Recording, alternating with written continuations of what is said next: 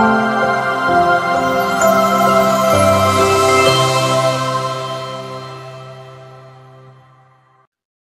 இயேசு கிறிஸ்துவுக்குள் அருமையானவர்களே, இறைவார்த்தை பகிர்வு நிகழ்வுக்கு உங்கள் அனைவரையும் அன்போடு வரவேற்கிறேன். பிரியமானவர்களே, திருவருகை காலத்தினுடைய முதல் வாரத்தில் இருக்கின்றோம்.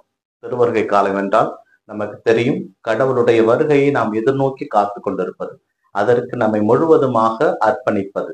அப்படிப்பட்ட இந்த காலத்திலே நம்முடைய வாழ்க்கை முறை எப்படி இருக்க வேண்டும், நமக்கும் கடவுளுக்குமான உறவு எப்படி இருக்க வேண்டும் என்பதை தான் இன்றைய வாசகங்கள் நமக்கு அறிவுறுத்துகின்றன. சிறப்பாக இன்றைய முதல் வாசகம் எசாயாவினுடைய புத்தகத்திலிருந்து நமக்கு கொடுக்கப்பட்டிருக்கிறது. அவர் நம்மிடம் சொல்லுகின்ற செய்தி, ஆண்டவருடைய மலையே, ஆண்டவர் தங்கியிருக்கின்ற மலையே, மலைகளுக்கெல்லாம் மலை உயரமாக இருக்கும், குன்றுகளுக்கெல்லாம் உயரமானதாக இருக்கும். அதை நோக்கி மக்களினங்கள் சாறை சாறையாக வருவார்கள், வேற்றினத்தார்களும் வருவார்கள். அங்கே இனி பிளவுகள் இருக்காது, அனைவரும் ஒரே மக்களாக இருப்பார்கள். வாருங்கள், ஆண்டவரை நோக்கி நாம் புறப்பட்டு போவோம் என்று தங்களுக்குள்ளாகவே சொல்லிக் கொள்வார்கள். அவர்கள் பயன்படுத்துகின்ற வாளானது ஏர் ஓட்டுகின்ற கொழுவுக்காக பயன்படுத்தப்படும், ஈட்டியானது அறிவாளாக பயன்படுத்தப்படும். இனி அவர்களுக்குள் சண்டை சச்சரவு இருக்காது, ஒருவருக்கு ஒருவரா எதிராக சண்டை போட்டுக் கொள்ள மாட்டார்கள், வாளை ஏந்த மாட்டார்கள். ஏனென்றால் ஆண்டவருடைய நாள் அண்மை வந்துவிட்டது, ஆண்டவருடைய மக்களாக அனைவரும் மாறிவிட்டார்கள். இறுதியாக யாக்கோப்பின் குலத்தாரே, வாருங்கள் ஆண்டவரை வணங்குவோம் என்று முடித்திருப்பார். பிரியமானவர்களே, இன்றைய முதல் வாசகம் சொல்லுகின்ற உண்மை என்னவென்றால், இந்த திருவருகை காலத்திலே நம் ஆண்டவர் இயேசு கிறிஸ்துவை நாம் சந்திக்க போகிறோம். அந்த கடவுள் நம் மத்தியிலே வந்து விட்டார் என்றால் நமக்குள் எந்த விதமான பிளவும் இருக்காது, எந்த விதமான ஏற்றத்தாழ்வும் இருக்காது, எந்த விதமான பிரச்சனையும் இருக்காது. நம்மிடையே சந்தோஷம் மட்டுமே இருக்கும். ஒருவர் மற்றவருக்கு எதிராக எந்த விதமான போர்க்கருவியும் பயன்படுத்த மாட்டார்கள். கடவுளுக்கு நாள் நெருங்கி வந்து விட்டது என்பதற்கான ஒரு அறிகுறி என்பதை முதல் வாசகத்தின் வழியாக எசையா தீர்க்கதரிசி சொல்லியிருப்பார். பிரியமானவர்களே, இந்த நற்செய்தி வாசகம் நூற்றுருவ தலைவரை பற்றி நமக்கு கூறப்பட்டிருக்கிறது. இந்த நூற்றுருவ தலைவருடைய இந்த செய்தி நமக்கு மிகவும் ஒரு உன்னதமான செய்தி. இதை நன்றாக நாம் ஆய்ந்து அறிந்து தெளிவாக புரிந்து கொள்ள வேண்டும்.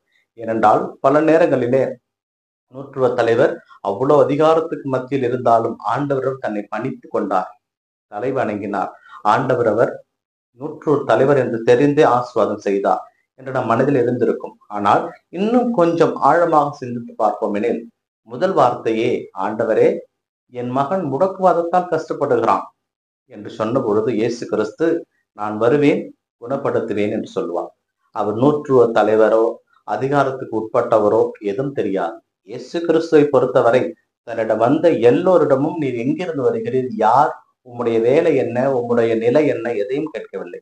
தன்னை நோக்கி வந்தவரை அனைவரையும் ஒரு கூட்டு பிள்ளைகளாக, ஒரு தாயின் பிள்ளைகளாகத்தான் பார்த்தார். எந்த விதமான ஏற்றத்தாழ்வும் பிளவும் அவரிடத்துல இல்லை. அதனால்தான் இந்த இடத்திலே அந்த நூற்றுவ தலைவர் இயேசுவிடம் தன்னை முழுவதுமாக அர்ப்பணித்து விடுகிறார். எப்படி என்றால், ஒரு ஓப்பன் கன்ஃபெஷன் இங்கே செய்கிறார். ஆண்டவரே, நான் ஒரு படை தளபதி, ஒரு மக்கள், ஒரு போர் வீரர்களுக்கு நான் தலைவனாக இருக்கிறேன். ஒருவனை நான் போய் என்று சொன்னால் போகிறான், ஒருவனை வா என்று சொன்னால் வருகிறான். அந்த அளவுக்கு நான் ஒரு படை அதிகாரியாக இருக்கிறேன், நூற்றுவ தலைவனாக நான் இருக்கிறேன் என்று தன்னை பற்றி சொல்ல பொழுது இயேசு கிறிஸ்து பெருமிதப்படுகிறார். எந்த அளவிற்கு பெருமிதப்படுகிறார் என்றால், இஸ்ராயலரிடத்தில் யாரிடத்திலும் இத்தகைய நம்பிக்கை நான் காணவில்லை என்று. ஏனென்றால் இயேசு கிறிஸ்து பரிசேயர், சதுசேயர், மறைநூல் அறிஞர், ஆளுநர்கள் இவர்களுக்கு எதிராக ஒரு சிம்ம சொப்பனமாக விளங்கியவர்கள். ஏனென்றால் அவருடைய சட்டத்திட்டங்களுக்கு இயேசு எப்பொழுதுமே அவர் பணிந்து போனது கிடையாது. அவருடைய சட்டத்திட்டமானது மக்களுக்கும் கடவுளுக்குமானது. ஆனால் எந்த சட்டத்திட்டத்தையும் ஆண்டவர் மீறவில்லை, எதையும் குறைத்து சொல்லவில்லை.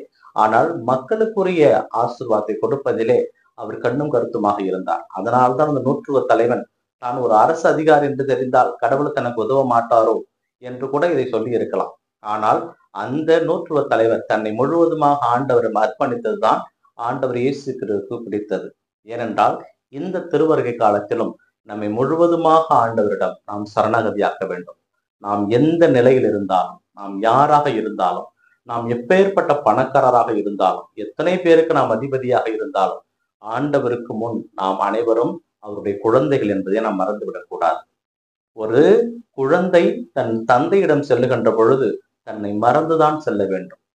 தன்னுடைய படிப்பு, தன்னுடைய பதவி, தன்னுடைய பேங்க் பேலன்ஸ், தன்னுடைய சொத்து மதிப்பு எதையும் தந்தையிடம் சொல்ல வேண்டிய அவசியம் இருக்காது. தந்தைக்கு தன் பிள்ளைகள் யார் என்று தெரியும். அதனால் பிறக்க இருக்கின்ற இந்த பாலகனை நாம் சந்திப்பதற்கு நம்மை முழுவதுமாக ஆண்டவரிடம் சரணாகதியாக்க வேண்டும். அப்படி செய்வோமானால் நாம் ஆசை பெறுவோம். ஏனென்றால் முதல் வாசகத்திலே சொல்லப்பட்டது போல பிற இனத்தார் அனைவரும் ஆண்டவருடைய திருமலைக்கு வருவார்கள். சாறை சாறையா வருவார்கள். நற்செய்தி வாசகத்திலும் ஆண்டவர் சொல்லுவார், கிழக்கிலும் மேற்கிலும் தெற்கிலும் வடக்கிலும் இருந்து பிற இனத்தார்கள் எல்லோரும் ஆண்டவரிடம் வருவார்கள்.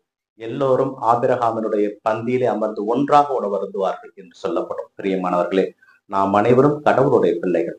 அப்படிப்பட்ட அந்த கடவுளுடைய பிள்ளையாக நாம் தொடர்ந்து வாழ வரம் வேண்டி தொடர்ந்து சிரிப்போம். இந்த நாள் உங்களுக்கு இனிய நாளாக அமையட்டும். இறைவன் இயேசு என்றென்றும் வாழ்த்து பெறுவாராக. ஆமென்.